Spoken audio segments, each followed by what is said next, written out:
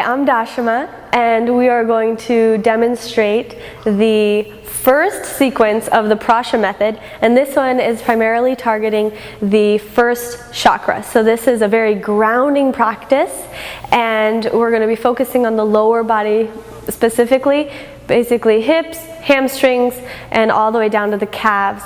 So starting at the front of the mat, I'm going to show the different variations depending on your level. So Josiah is demonstrating advanced, and we have in the center Christy's going to be doing beginner, and tomorrow is going to be mostly demonstrating intermediate, or going either way, whichever works for her at the time.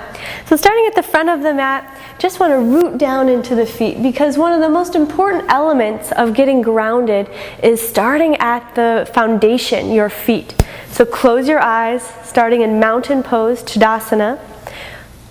Rooting into the earth, spread your toes, lift your arches, close the eyes, lengthen the spine, tilt the tailbone down, shoulders down and away from the ears, and lift the kneecaps and engage the quadriceps a little bit.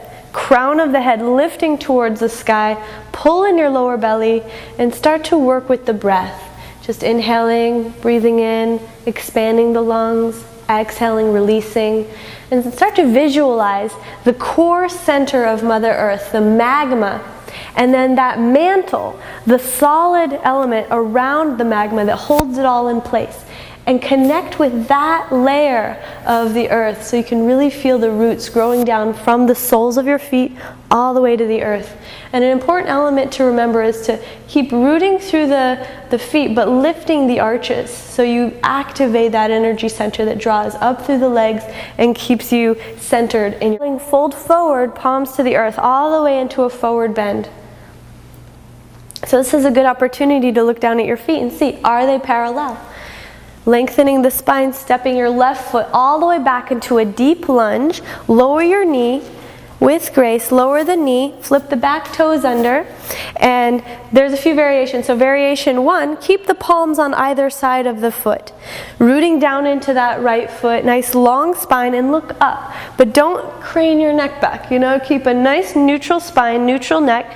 And variation 2, you can place both hands on the thigh, so right in front of the knee, and press into the knee, or the right on top of the knee, and lengthen the spine as you shift your hips forward and tilt the tailbone down. So you get a nice long spine, shoulders down and back. You want to make sure that your knee is stacked right above the ankle. So if you find your knee going over the ankle, just inch the foot up a little so that you have the proper alignment. And you want to have both hips parallel to the front of the mat.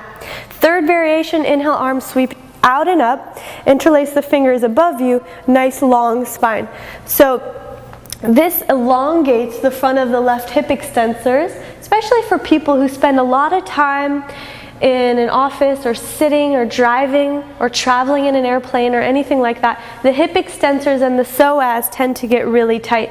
So what we're doing here is elongating as you tilt your tailbone down and back, and you really pull in on the lower belly, lift the heart space, a little arch back if you can, and then staying rooted into the feet though, the right foot rooted, left knee rooted, grounding energy down so you can rise up. And then if you want, just a little bit of a twist, not too much. Left shoulder draws back, and then pull that left arm over the left ear. So you're really opening the left side as you reach both hands to the right. So you feel that length all the way down the left side, all the way to the left knee. And then inhale back to the center, exhale, palms to the floor on either side of that front foot. Shifting your hips back, keep a 90-degree angle at the left knee. So you want to shift your hips back, but keep the right leg straight, left knee 90 degrees, and your palms are on either side of the right foot. Pull in your lower belly, and exhale, fold forward over the right leg. So this is a really beautiful way to isolate the hamstrings.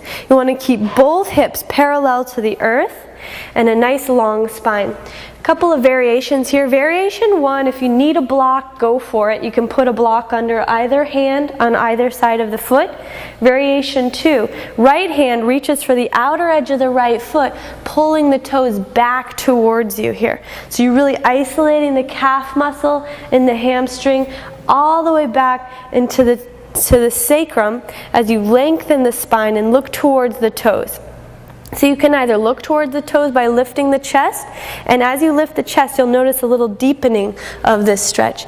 And then variation 3, you could, this is going to be more challenging, both hands to that right foot as you pull the foot in and you stabilize and balance. So this is a way you can start to train yourself to stabilize while you're rooting down, while you're grounding into the earth. Balance, grounded, integrate the core strength into such a simple position like this. Then releasing that foot, both palms to the earth again, shift your hips forward, all the way forward, and bend your back knee. So left knee bends, right hand reaches back to the left foot, and you want to hold the outer edge of that foot. As you pull the foot in, radiate your hips forward, ground into the left palm. So the right shoulder draws back and you look up, unless the neck feels too strained. If you feel a straining in the neck, you want to look down or to the side. Never want to compromise the neck.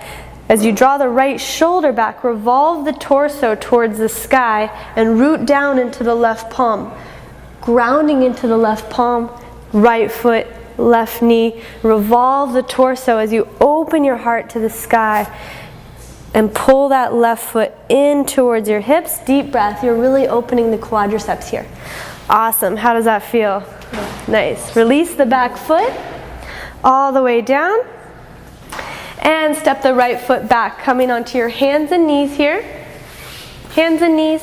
And lower into Anahata Asana. So heart to the earth, arms extend forward, and really opening up the upper back. And what we're doing here is we're rooting down again. Heart to the earth, arms grounding into the earth, knees, feet, everything is really rooting into the earth. And you feel your heart sending love into Mother Earth and really connecting here. So all of this, the sequence is about rooting and grounding and connecting. And especially if you've been traveling or feeling ungrounded, this is so important, and it will really balance and stabilize your energy. When you're ready, slowly sliding forward all the way onto your belly, so your whole body is onto the floor. Flat on the floor. You're going to place your palms directly under the shoulders and inhale up into a cobra position. So just lifting the chest, rooting into the pelvis, squeeze the shoulders down and back, and then exhale, press back into downward facing dog pose. Good. So spread the fingers, root down through the heels, lengthen the spine. Then isolating one hamstring at a time, just bend one knee and ground through the opposite heel. So you'll feel this lengthening in the calves, in the hamstrings, in the back of the body as you wrap your shoulder blades down your back and lengthen as your tailbone lifts to the sky. Nice long spine, deep breath. And on your next breath, step your left foot all the way forward between the hands, lower the right knee, staying low, staying grounded. Same thing as before, flip the back foot over. You can keep the palms on either side of the foot, or place them on the thigh, or inhale, arms reach out and up, and coming into this low crescent. Any of these positions are really going to open you up, so it's just a matter of where you're at right now.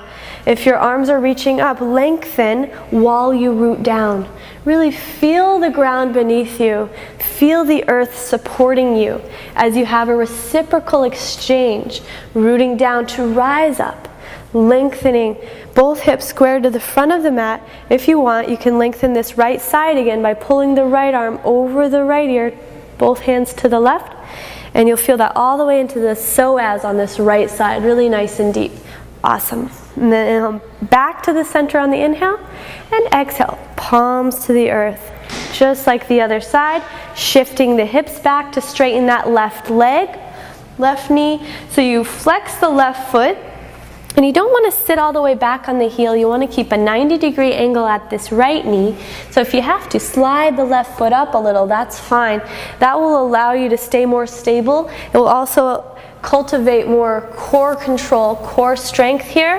If you keep that stabilizing knee 90 degrees and that extended leg fully 180, fully extended straight, flexing the foot if you want, reach down for the outer edge of the left foot, pull those toes back in towards you so you feel the isolation of this left hamstring, calf, and the hamstrings all the way up to the sacrum. You can use that right hand to stabilize, lengthen, and relax the neck, and be sure to keep the torso really nice and parallel to the earth as you lengthen. Nice deep breath. Awesome, guys. Deep breath, long spine, neck relaxed. Never strain. If you feel like it's using neck muscles, it's probably not appropriate, because utilizing the stabilization of the legs and the core is what we're really focused on here. So we want to relax the neck. Slowly release, shifting the hips forward, bending the left knee. So the left knee is 90 degrees stacked on top of the left ankle. Bending the right knee this time, left arm extends back to the right foot. Palm on the outer edge of the foot. As you ground into this right palm, draw the left shoulder back. So rooting down, palm flat. You can do different variations with the palm. Sometimes people do the finger bridge, and sometimes just a flat palm. And if you're used to martial arts, you might do a fist here. Depends on if you're having any issues with your wrists or not. But really, grounding into the palm is the traditional, and then drawing this left shoulder back, getting a nice deep twist as you pull that foot in and feel the quadriceps really opening up. Deep cleansing breath. Use the strength in the side body, obliques, the triceps here. Slowly release that back foot. Beautiful. And stepping your left or your right foot forward to meet the left, all the way to the front of the mat. Both feet together, hug your legs, neck is completely relaxed. Interlace your fingers behind your head. Draw the forehead into the shins, nice long spine. And on your next breath, you're just going to roll the spine up to standing all the way up. Top of the inhale, interlace your fingers behind your back. And exhale, bow forward. Arms come away from the back as the crown of the head lowers towards the earth. Knees are straight, forehead into the shins. So just opening up the back body while staying rooted into the feet. So we want to stay rooted throughout our entire practice, and even if you're not doing the first sequence, you want to stay rooted into the feet, but especially use your mind with the intention of grounding, feeling the earth beneath you, opening the shoulders and breathing into any area that you're feeling stuck or tension, and slowly releasing the palms to the earth all the way down. Step your left foot all the way back into a deep lunge. Turn your left foot flat, so it's perpendicular to the right foot, right heel lined up with the left arch. And you're going to place your right palm on the inside of the right foot and extend the left hand to the left ankle, all the way back. So lower the chest, good, and reach for the left ankle as you sink the hips down, just like that. So this is really strengthening. If you need to, really root down through that right palm into the earth. So this is your grounding, this is your strength. As you sink your hips down, feel that right inner thigh here. If it's available to you, you might see like Tamara, you could use your elbow to press the right knee open, because what we're doing here is opening this inner thigh. You feel that? Good. And the left inner thigh. Nice deep breath as you sink the hips, root down to the outer edge of this left foot. Feel the earth beneath you as you open your hips, sink the hips, lengthen the spine, and then walking your hands to the left foot, all the way to the left foot, bend the left knee, sink your hips towards the left heel, and beautiful, just like that. You see how she flexed the right foot, and right hand reaches to the right toes, and left palm right on the inside of the left ankle. So you can use that left elbow, press your left knee open. So left elbow presses the left knee open, left palm flat, and right hand to the toes, and you just crouch down. So this is a little martial arts move here, but right hand to the right ankle. Christy? I have trouble with this one, actually. My knee hurts in this one. Oh, does it? Well, if you, just like that's a good that she's saying that, because you're going to bend the knee a little. Okay. If you have any kind of pain, you're going to, and then support yourself by bringing the hand a little closer. Good. So you're going to use, bend your elbows. Yeah, and just so use your arms for support. Anytime that there's any strain in the lower body, use the upper body as your advantage. That's how you can balance yourself out in challenging positions. Then walk your hands all the way back to the front of the mat, all the way forward. Beautiful. And pivot your left heel, good. And inhale, right leg steps back into plank. Lower the knees, lower the chest, and then you're going to lower your forehead or your chin to the floor. So this is called inchworm pose. Opens up the upper back as you squeeze your shoulder blades together a little bit, hips stay high, you feel that upper back a little bit, and then slithering forward, coming up into a cobra position. Inhale, lift the chest, shoulders down and back, open the heart. Beautiful. Exhale, back to downward dog. We're going to do the other side. So what we're really working here is just opening the whole lower body. On your next breath, step the left foot forward between the hands, just like the other side. You're going to turn your right heel flat, just like we did. Left palm to the inside of the left foot. And inhale the right hand all the way to the right ankle. So this takes some strength, a little bit of balance, coordination. You want to make sure that the left heel is lined up with your right arch. So you can do that little adjustment yourself. Sink the hips nice and low, and if you need the support of your upper body strength, use the palms on the earth under your shoulders, and don't hesitate to use that strength there instead of relying completely on the lower body. But if you can handle it, use the strength, sink the hips, and really open up the inner thighs by pressing the left knee open and sinking the hips while tilting the tailbone back. Nice long spine, deep breath. And walk your hands over to the right foot as you sink your hips towards the right heel. Ah. Sometimes when you come out of a challenging position, you just gotta say, ah, right guys? Like, ah. So this one, so you can see with Christy, this one's a little tight on her in the back of the knee. This is very common. A lot of people, especially that spend different amounts of time sitting and stuff, these ligaments and tendons in the backs of the knees start to get really tight. So you got to know how to modify. Something like this, she's doing an excellent job. What she's doing is using the strength in the upper body and really use your breath here to work deep into this. This is the kind of position you really got to hold a little longer to allow it to let go. Because the ligaments and the tendons are the tightest areas of the body, so we really got to hold that position longer to get the gains that you need to make to get the flexibility there. And then walking your hands back to the front of the mat, all the way back to the front. Good. Stepping your left foot back. Exhale, lower all the way to your belly, all the way down, and make a pillow with your hands. Turn your head to one side. And this is what we call frontal shavasana. So we're going to end with a really grounding, beautiful relaxation. Frontal shavasana allows you to connect all of your energy centers to Mother Earth while supporting your head and your neck in a comfortable position. And so just feel the earth beneath you. Feel Mother Nature's support and the nourishment that you can get from connecting to the source. You can consider the source that magma core center with the mantle, solid foundation surrounding it that supports the energy of Mother Earth. Or you can consider more of a spiritual approach, the universe, God, the Creator, or whomever that you refer to as your source.